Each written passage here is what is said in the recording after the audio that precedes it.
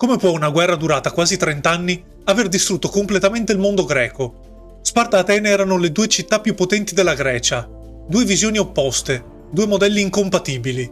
E quando lo scontro finalmente arriva, non coinvolge solo due città, coinvolge tutta la Grecia. È una guerra lunga, brutale, fatta di invasioni, tradimenti, epidemie e distruzioni. Ma alla fine nessuno ne uscirà veramente vincitore. Tutto questo in un nuovo video su Polis.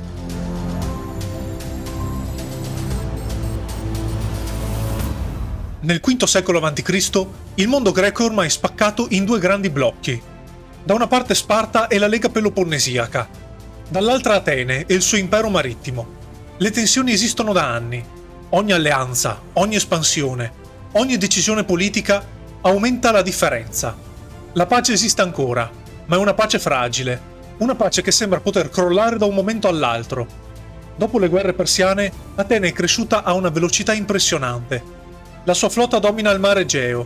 Le ricchezze arrivano continuamente nel porto del Pireo.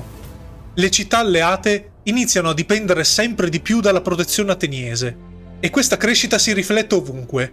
Nei templi, nelle mura, nelle navi, nell'influenza politica. Atene non è più semplicemente una polis potente. Sta diventando il centro del mondo greco. Ed è proprio qui che Sparta inizia a preoccuparsi.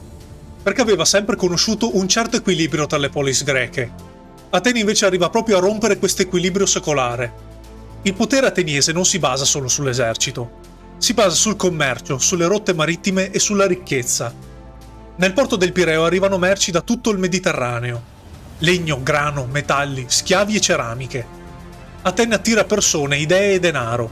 Sparta invece è diversa, più chiusa, più stabile e più legata alla tradizione. Non cresce allo stesso ritmo e non vuole nemmeno trasformarsi. E proprio per questo inizia a guardare Atene quasi come qualcosa di imprevedibile, perché Sparta riesce a capire un qualcosa di importante. Atene non sta solo diventando sempre più forte, sta cambiando completamente il modo in cui una polis può diventare potente. Le crisi iniziano a moltiplicarsi. Corinto accusa Atene di minacciare i suoi interessi commerciali. Altre città iniziano a lamentarsi dell'espansione ateniese. Le polis greche sono sempre più costrette a scegliere da che parte stare. All'interno della Lega Peloponnesiaca cresce la pressione verso Sparta. Molti alleati chiedono una risposta più dura contro Atene, perché il timore è semplice. Se Atene continua ad espandersi, diventerà impossibile fermarla, e Sparta si trova davanti a un problema enorme. Se agisce troppo presto, si ritroverà in una guerra devastante. Se invece aspetta troppo, Atene diventerà sempre più potente. Ed è una situazione pericolosissima. Le due città iniziano lentamente a vedere ogni decisione dell'altra come una minaccia. Un'alleanza, una nuova nave, un intervento politico, perfino una semplice trattativa commerciale. Tutto rischia di alterare l'equilibrio. La Grecia entra lentamente in una spirale di sospetto. Ogni crisi aumenta la paura, ogni paura aumenta la tensione, e ogni tensione avvicina la guerra. E nella storia, quando una nuova potenza cresce troppo rapidamente, chi domina teme sempre di perdere il potere, ed è proprio qui che iniziano le guerre più devastanti.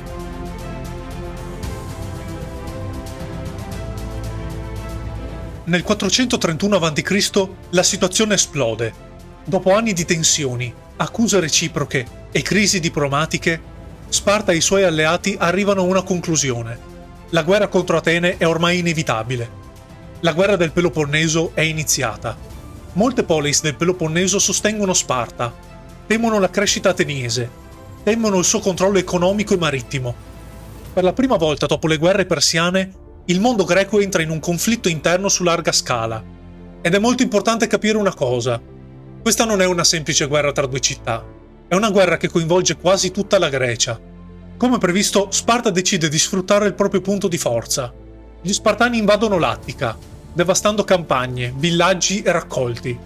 Bruciano campi, distruggono risorse, costringono migliaia di persone a fuggire verso Atene. La strategia è semplice: provocare gli ateniesi e costringerli a combattere sulla terra, perché lì la superiorità spartana è evidente. L'esercito spartano è ancora considerato il migliore della Grecia. Disciplinato, esperto e temuto praticamente ovunque. Ed è esattamente quello che Sparta vuole.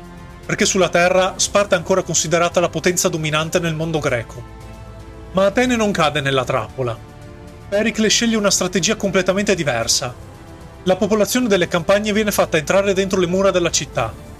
Atene evita lo scontro diretto e sfrutta le lunghe mura che collegano la città al porto del Pireo. Questo significa che, anche sotto assedio, Atene può continuare a ricevere rifornimenti dal mare. La flotta ateniese resta attiva, controlla le rotte, attacca le coste nemiche, mantiene vivi commercio e collegamenti. È una strategia intelligente, perché Pericle sa che combattere Sparta in campo aperto sarebbe troppo rischioso, quindi decide di trasformare la guerra in una battaglia di resistenza. Atene evita lo scontro diretto, preferisce logorare lentamente il nemico. Gli Spartani devastano la terra, gli ateniesi colpiscono dal mare. Nessuna delle due città riesce a ottenere subito un vantaggio decisivo. Ma mentre migliaia di persone si ammassano dentro la città, inizia lentamente a emergere un nuovo problema. Un problema che Sparta non aveva previsto e che Atene non riuscirà a controllare. Il problema è che questa scelta avrà conseguenze devastanti.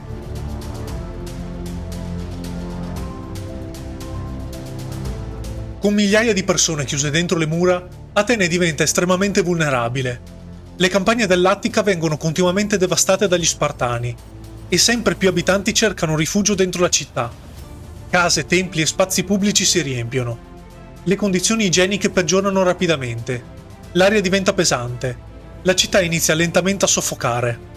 Ed è qui che la strategia ateniese mostra il suo lato più pericoloso, perché le mura proteggono Atene dagli Spartani, ma non potranno proteggerla da quello che sta per arrivare. Nel 430 a.C. arriva il disastro. Una terribile epidemia colpisce la città. Probabilmente arriva dal mare, attraverso il porto del Pireo. La malattia si diffonde rapidamente. Le persone iniziano a morire ovunque. I medici non riescono a capire cosa stia succedendo. Le cure non funzionano. La paura si diffonde insieme al contagio. Intere famiglie vengono distrutte nel giro di pochi giorni. Ordine, fiducia e stabilità iniziano a crollare. E la cosa peggiore è che Atene non riesce a fermarla, perché la città è troppo piena, troppo concentrata e soprattutto è troppo dipendente da questa strategia difensiva. Con il passare del tempo la situazione degenera. Molti ateniesi smettono persino di rispettare le leggi e le tradizioni religiose. La gente pensa soprattutto a sopravvivere. I cadaveri si accumulano, i templi diventano rifugi improvvisati, la paura prende il controllo della città. Tra le vittime c'è anche Pericle, l'uomo che aveva guidato Atene per anni. La città perde il suo leader più importante nel momento peggiore possibile. E con la morte di Pericle, Atene perde anche una parte della sua lucidità politica. Da questo momento la guerra cambia, diventa più aggressiva, più instabile e più imprevedibile. Nuovi leader iniziano a prendere decisioni sempre più rischiose. La tensione cresce sia all'esterno che all'interno della città. Sparta continua la guerra, ma ormai Atene si sta indebolendo anche da sola.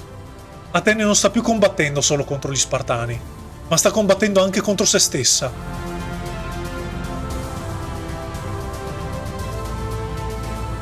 Con il passare degli anni il conflitto si allarga. Non è più una semplice guerra tra due città, coinvolge ormai quasi tutto il mondo greco. Ogni polis è costretta a prendere posizione. Alcune sostengono Sparta, altre si schierano con Atene, altre ancora cercano disperatamente di restare neutrali. Ma restare neutrali diventa sempre più difficile, perché Sparta e Atene non stanno combattendo solo per vincere una guerra, stanno combattendo per decidere chi guiderà il mondo greco. E quando due potenze iniziano a contendersi il controllo di un intero sistema, alla fine nessuno riesce davvero a starne fuori. Atene continua a dominare il mare. Le sue triremi controllano le rotte commerciali, attaccano le coste nemiche e mantengono i collegamenti tra le città alleate. Sparta invece resta fortissima sulla terra. Le invasioni dell'Attica continuano. Gli Spartani mantengono una superiorità evidente nei combattimenti terrestri. Ma il problema è che nessuna delle due riesce davvero a colpire il punto debole dell'altra. Ed è proprio questo il problema, perché la guerra continua, ma nessuno riesce davvero a vincerla. Intanto però tutti continuano a perdere uomini, denaro e stabilità. Con il passare del tempo la guerra cambia volto. Non è più l'entusiasmo iniziale del conflitto. Diventa stanchezza, logoramento e paura continua. Le risorse diminuiscono. Le polis si impoveriscono. Intere città vengono devastate, campagne distrutte, commerci bloccati, popolazioni costrette a spostarsi. La Grecia inizia lentamente a consumarsi E più la guerra si allunga, più diventa chiaro che anche il vincitore ne uscirà distrutto. Anche le regioni più lontane iniziano a sentire il peso del conflitto. Le colonie greche osservano con preoccupazione quello che sta succedendo. I commerci diventano più instabili, le alleanze più fragili. Quella che era iniziata come una guerra tra Sparta e Atene sta diventando una crisi dell'intero mondo greco. Ed è qui che la guerra del Peloponneso smette di essere solo un conflitto militare. Diventa una guerra che consuma lentamente una civiltà intera.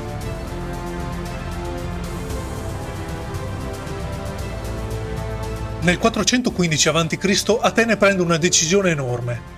Nonostante anni di guerra, perdite e instabilità interna, la città sceglie comunque di continuare a espandersi.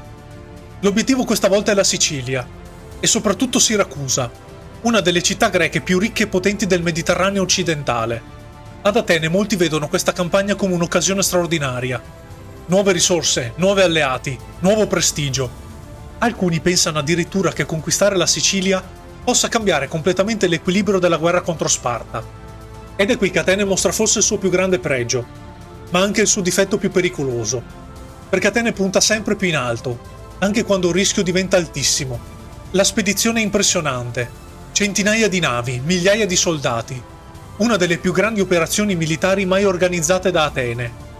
Quando la flotta lascia il Pireo, sembra quasi l'inizio di una nuova espansione dell'impero ateniese, ma la realtà sarà molto diversa. Siracusa resiste, l'assedio si complica rapidamente, i tempi si allungano. Atene si ritrova sempre più lontana da casa, in un territorio difficile da controllare. E più la guerra si trascina, più questa spedizione inizia a trasformarsi in una trappola. La campagna si trasforma rapidamente in un disastro.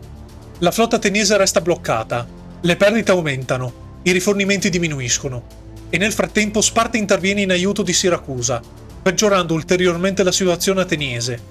Atene perde lentamente il controllo dell'operazione. Alla fine arriva la catastrofe. Gran parte della flotta viene distrutta. Migliaia di soldati muoiono o vengono catturati. Molti comandanti ateniesi vengono uccisi. Atene perde quasi tutto: navi, uomini, denaro e prestigio. Ed è proprio qui che la guerra inizia davvero a girare contro Atene, perché dopo la Sicilia, Atene non appare più come invincibile.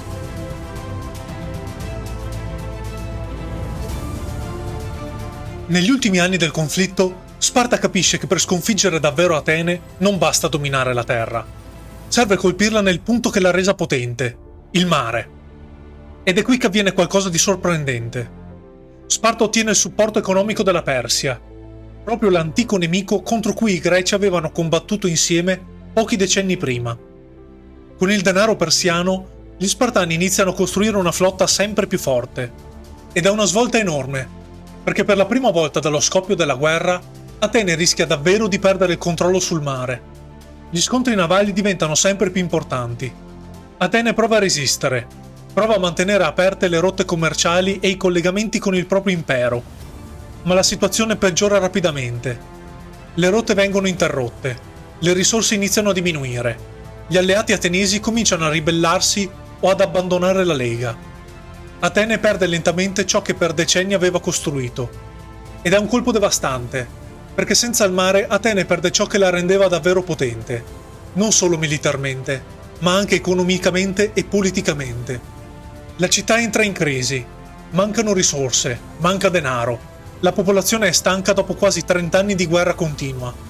L'entusiasmo iniziale ormai non esiste più, resta soltanto la sopravvivenza. Poi arriva il colpo decisivo. La flotta ateniese viene distrutta nella battaglia di Egospotami. Atene perde quasi completamente la capacità di controllare il mare. Da questo momento la sconfitta diventa sempre più inevitabile. Ed è incredibile pensare che la città che aveva dominato il Mediterraneo greco adesso non riesca quasi più neanche a difendere se stessa. Nel 404 a.C., dopo quasi 30 anni di guerra, Atene si arrende. Le lunghe mura vengono abbattute. La flotta distrutta. L'impero ateniese crolla. Sparta vince la guerra, ma la Grecia è ormai devastata. Le polis sono indebolite, l'economia è distrutta, la fiducia tra le città greche è scomparsa. E questa è la parte più importante, perché alla fine non vince davvero nessuno. La guerra del Peloponneso lascia dietro di sé un mondo greco molto più fragile. E mentre Sparta e Atene escono stremate dal conflitto, A nord sta crescendo lentamente una nuova potenza, la Macedonia. E sarà proprio questa guerra a rendere possibile quello che succederà dopo. La guerra del Peloponneso cambia per sempre il mondo greco. Le città sono più deboli, più divise e più vulnerabili. Nel prossimo episodio vedremo cosa succede dopo la vittoria di Sparta. Perché la guerra del Peloponneso non porta stabilità al mondo greco. Porta anzi crisi, divisioni e nuovi conflitti. E sarà proprio questo fallimento del mondo greco a preparare l'ascesa della Macedonia.